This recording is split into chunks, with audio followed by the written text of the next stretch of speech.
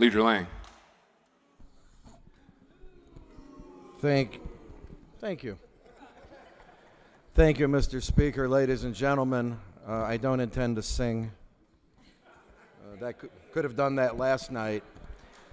I don't blame you. Ladies and gentlemen, I heard some talk on the other side of the aisle regarding the fact that what's in this amendment isn't the governor's language. Fair enough. Where's the governor's language? Have you seen the governor's language? Anyone seen the governor's language? I haven't seen the governor's language. In fact, in the hour and a half we've been debating this, you could have filed the governor's language. The Rules Committee would have met. Leader Curry's a nice lady. She would have called the Rules Committee together. And I'm quite sure that when this amendment fails, Mr. Hoffman would hold the bill so we could have a hearing on the governor's language.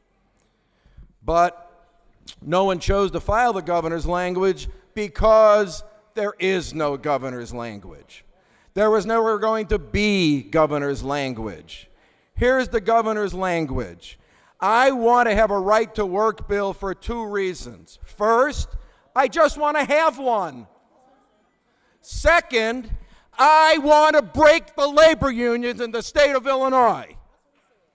I want to take the labor unions, which were built up to build the middle class in this state, and break them so that we don't have labor unions and so that we no longer have a middle class in this state.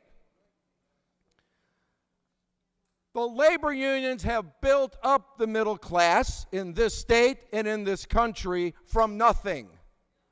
The song that Representative Golar sang, there were some good words in that song. They had meaning. The meaning is, we will stand for something. And so I ask those of you who would stand against labor unions today, what do you stand for? You have a responsibility to tell the people of the state of Illinois not always what you stand against, but what do you stand for? We stand for them. We stand for organized labor. We stand for working men and women. We stand for them and their families and their parents and their futures and their health care and the college education for their grandchildren.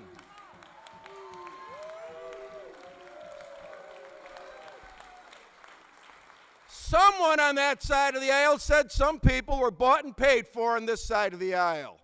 Really? $400,000 over there this week. What were those checks for?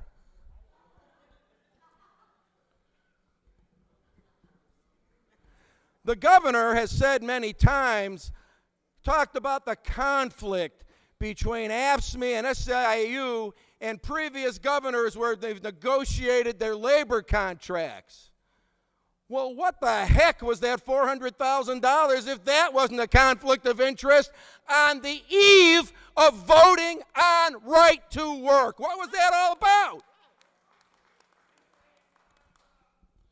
You want to talk about a disservice? Somebody over there used the word disservice.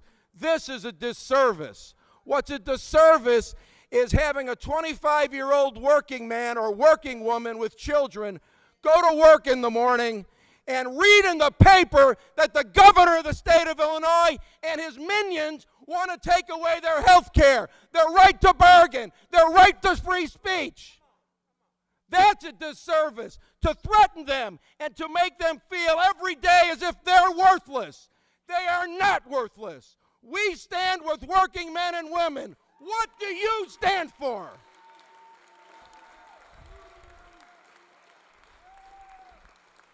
And, Mr. Speaker, in conclusion, thank you, we will continue to stand with working men and women no matter what you say, no matter what the governor says, and no matter how the political winds blow, because we care for those working men and women. What do you care for?